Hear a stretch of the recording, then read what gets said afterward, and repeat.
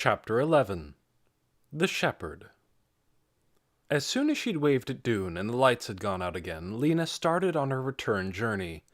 The first task was to find her way out through the unknown regions to the place where the path led up along the cave wall. Using her third match, she lit a candle and went back through Ember the way she'd come, repeating to herself, in reverse order, the names of the streets she'd traveled. And in a few minutes she found herself once again on the corner where the white rocking chair stood. "That chair," she thought, "must be here on purpose. It must be here to mark the place where you go out." So she ventured forward, stepping from the paved street onto the bare pebble-strewn ground. She moved slowly, keeping her eyes on the circle of candlelight beneath her feet. There was no way to know if she was walking toward the bottom of the path. She would just have to hope that if she went directly away from the city, she would come to it. She put one foot ahead of the other, feeling as if she had to push back a wall of darkness with every step. An empty can appeared just in front of her right foot, and she kicked it without meaning to. Startled, she stopped. When she moved her candle a bit to the right, she saw another empty can lying on its side. She remembered. On the way in, they'd seen cans in broken jars. She'd thought they were litter, but what if they were markers? What if those people who had taken over the city had put them here so they could find their way to the path? It made sense. She began to look for them. Soon she saw that each bit of junk was just a few steps beyond the last. Every time she came to one, if she took 4 or 5 steps beyond it, she would see the next. In this way, she arrived after a while at the spot she dreaded most, the plank bridge that crossed the chasm. She stood for quite a while, just looking at it, the 2 splintery boards reaching out into the dark and the ghastly drop below. "I can't do it," she thought. "I have to turn around and go back, and try to rescue Dune some other way." But there was no other way. She knew that. She would have to reach into herself and find the courage to cross that bridge. It must be there somewhere. She closed her eyes, felt her heart beating, felt her feet planted firmly on the rocky ground. She tried to find her best self, and she remembered. She was fast. She was sure-footed. These narrow boards would be nothing to her if they lay across a stream, or even stretched from the roof of one building to the roof of another. It wasn't the bridge that scared her, it was what lay beneath. She would have to block the pit of bones from her mind and be her messenger self again, stopping at nothing to make an urgent delivery. She took a long breath, gripped her candle, fixed her eyes on the boards, and stepped onto them. Without pausing for even a second, she sped across the pit with a swift, steady stride. When she reached the other bank, she ran a few steps and then stopped, breathed again, and waited while her heart crashed around in her chest and her whole body trembled. Then she went on her way, and before too long she came to the place where the path began to slope upward along the cave wall. It was a lonely, frightening walk, but almost easy compared to getting across the pit. Halfway up, when she was so high that she was once more looking down at the spot of fire glowing in the center of the city, her candle burned low and grew too warm to hold. She jammed it into a crack in the rocky wall beside her, and with shaky hands she pulled another candle from her pack and held its wick to the flame. Here on this uneven ledge, with a steep drop inches away, she did not want to be left in total darkness, even for a moment. The climb seemed endless. Her legs began to ache, and the sound of her own hard breathing filled her ears. All the way, the image of Dune, captured and tied up, stayed with her. A terrible picture burned into her mind. She should have paid attention to her bad feeling about coming here. It was a mistake, a dreadful mistake. But there was no point in thinking about that now. She was coming to the top of the path at last. She could tell by how far above the spot of light she was. And sure enough, a few more steps and she found herself on the ledge, with the entrance to the passage on her right. She sidled through and came out into the clean, cold air of the upper world. The sun, low and red in the sky, blinded her for a moment. She could tell that it was late afternoon, Maybe 4 o'clock or even later. Not much daylight was left. Could she find her way back to Sparks in the dark? She couldn't bear leaving Dune a prisoner a second longer than she had to. She imagined how desperate he must be feeling. He wouldn't even know if she'd got safely out of the cave. He might think she'd fallen into the pit or slipped off the edge of the path on her way up. She had to hurry. So she retrieved the rolled-up blankets and supplies they'd left between the rocks and stuffed them into her pack. She began to walk, heading down around the mountain the way they'd come. She'd gone no more than 20 steps when exhaustion washed over her like a wave. Her legs wobbled, her head felt heavy. There was no way around it. She would have to rest before she could go on. She staggered a little farther and made it to the main cave entrance. Inside, she threw a blanket on the ground, flopped down onto it, and went instantly to sleep. When she awoke, the daylight was nearly gone, and somewhere not far away, someone was shouting. Lina scrambled to her feet, snatched up the blanket, and hurried out into the open. There she saw a startling sight. A tented wagon drawn by a scrawny horse. Beside it walked some sheep and a shepherd who Lina recognized right away. It was the roamer who had come to Sparks. "Hey!" the shepherd shouted, starting toward Lina, coming through the flock of sheep, poking them out of her way with her long stick. The sheep bleated and sidestepped nervously. Lina ran forward. "Please help me!" she cried. "I have to get home! I have to hurry!" In a rush, the awfulness of her situation came over her. Dune a prisoner, the sun going down, the long walk ahead. Her heart began to hammer. The shepherd came closer. Her eyes were a watery blue in the red of her face, and her nose showed a network of fine red lines. "Are you lost? Are you a runaway?" She tilted her head and peered hard at Lina. "Haven't I seen you before?" "Yes," said Lina. "I saw you in Sparks, where I live. That's where I'm going. I have to get there tonight." The shepherd poked her stick at the rear end of a sheep that had separated itself from the rest. "Get back here, you filthy fluffball!" she yelled. Then she pointed the stick at Lina. "You," she said, "are a foolish child. You can't possibly get there tonight. What are you doing up here anyhow, so far from home?" The words spilled out of Lina in a rush. "We came to our old city looking for things, but there are people living there, and they captured Dune. I have to get help for him." "Your old city?" said the shepherd. "Yes, underground." Lina's voice was shaking.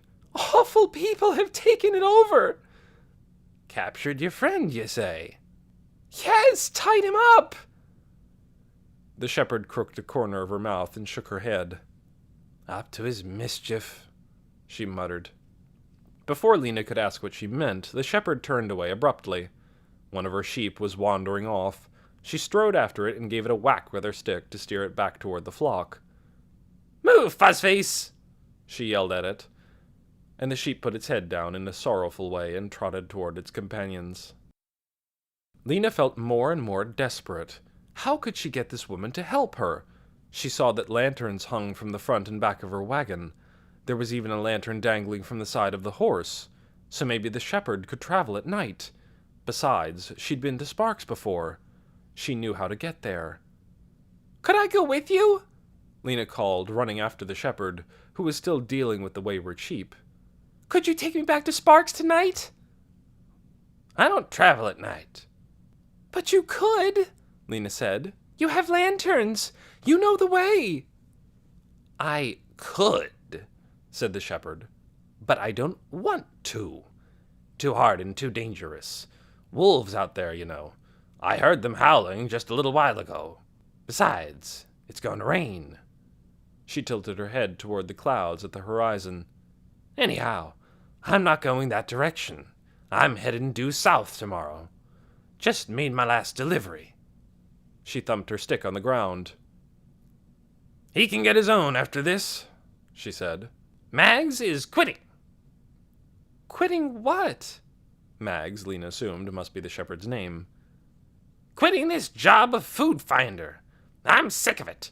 It's cold and miserable up here, and nobody in the towns has anything to trade with, and I'm through. Lina was confused. Finding food for who? The shepherd flung up her arms, and her raggedy sleeves flapped in the wind. My brother, king of the underground, she cried.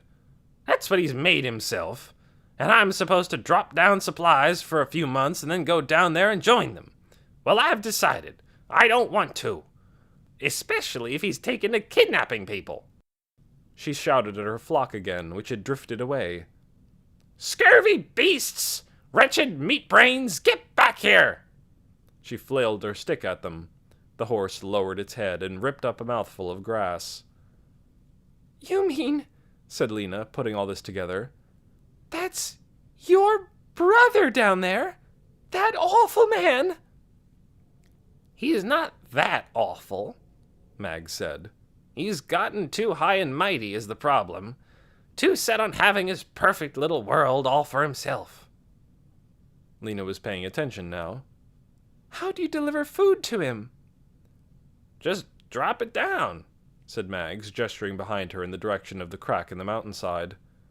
You may not know this, she said, but I am a kind and caring person. If I could, I would let my brother know he's just had his last delivery, and he's on his own now. But if you think I'm going down into that dark old cave to tell him, you can think again. Why didn't you write him a message? Lina asked, when you made the delivery. Right? Said Mags. I don't write. You mean you don't know how? The shepherd shrugged and scowled. Never wanted to, she said. An idea began to form in Lina's mind. I could help you, she said. If you take me back towards Sparks tonight, even just part of the way, I could write a message for you and send it to your brother. No point in that, Mag said. He can't read. The wind turned colder and rustled the leaves of the trees. The red light in the west faded to a dusty orange, streaked with dark purple clouds. Lina thought fast. I could draw the message, she said. I told you, said Mags. I don't travel at night. But it isn't quite night yet, Lina said. We could go at least a little way. Not very far, said Mags. Please, said Lina. I'll draw a really good message for your brother. Watch, I'll do it. Lina pulled her pencil stub and scrap of paper from her pack. I need something flat to draw on, she said. Mags unhooked a bucket that hung from the side of her wagon and turned it upside down. Lina drew this. Reader's note. See attached image. Drawing of cave with arrow. Drawing of person with flock of sheep. Message at the bottom stating, Dune, out safely. Heading home to Sparks. L. End note. You put words on it, Mag said. I told you can't read. Oh, said Lina. I forgot. Well, it doesn't matter. The drawing is clear without them. What do they say? The shepherd asked. They say, Brother, I'm quitting. Get your own food. M. Mags put a finger on the last letter. That isn't M, she said. I know M when I see it. Oh, oops, Lina said. I wrote it wrong. She added a big M right next to the L, thankful that her last name was Mayfleet. Now, she said, all you have to do is wrap it in a rag and put a rock with it, and throw it down where you dropped your supplies. Mags reached for the message, but Lina pulled it back. You have to promise to take me home, she said. Sorry, said Mags.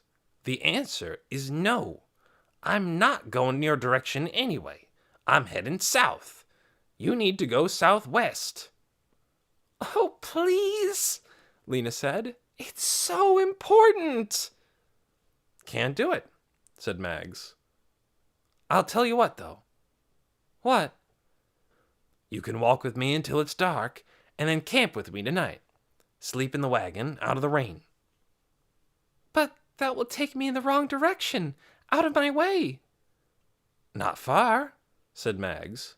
"It won't be more than half an hour before it's dark and we have to stop." It was so terribly frustrating. Lina wanted to go, to travel, right now. But it was just not possible, unless she wanted to risk never getting home at all. She would have to accept Mags's offer, even though it would take her out of her way, and she'd need to backtrack some in the morning. "All right," she said. She held out her drawing, but just as Mags's hand reached for it, she snatched it back again. Another idea had struck her. Only her panic had kept her from thinking of it before. "That book," she said. "That book you sold my friend Dune. I'll give you my drawing if you'll tell me where you found it." Mags shrugged. "Sure," she said. "No reason not to, if you already know about that underground city. Give me the message and then I'll show you the place." Lina handed it over. The shepherd went to the back of her wagon and burrowed around inside. Lina could hear her humming, and now and then the hum became a song with a few mumbly words. It was the same tune Mags had been humming the first day she came to Sparks, the tune Lina had recognized from somewhere. What was it? When Mags emerged, carrying a greasy rag, Lina asked her. "Oh, an old song that lots of roamers know," Mags said. "It used to be a sort of riddle, but it isn't anymore. Not to me." "Will you sing it for me?" Lina asked. In her croaky voice, Mags sang. "There's buried treasure in the ancient city. Remember, remember from times of old. What's hidden will come to light again.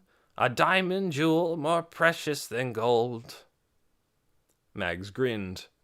"The reason it's not a mystery is we found the city, me and my family, and we found the diamond, too. Ha! So the riddle's solved." She tied up Lina's message in her rag, along with a rock. "I'll go toss it down," she said. She handed Lina her stick. "You keep an eye on those woolies. Don't let them stray." Lina watched as she trudged up the mountainside toward the crack in the wall. She pondered the song. It was the one she'd heard from the roamer on the way back from her journey to the ruined city during the summer. The same song, and yet something was different about the way Mags sang it. The words weren't exactly the same, were they? Lina couldn't remember.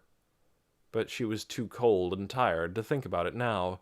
She crossed her arms over her chest, hugging herself against the wind, which was gaining force. "If I'm lucky," she thought, "Dune will see that message and know that help is coming. And I'll know where Mags found the book that got us into all this trouble."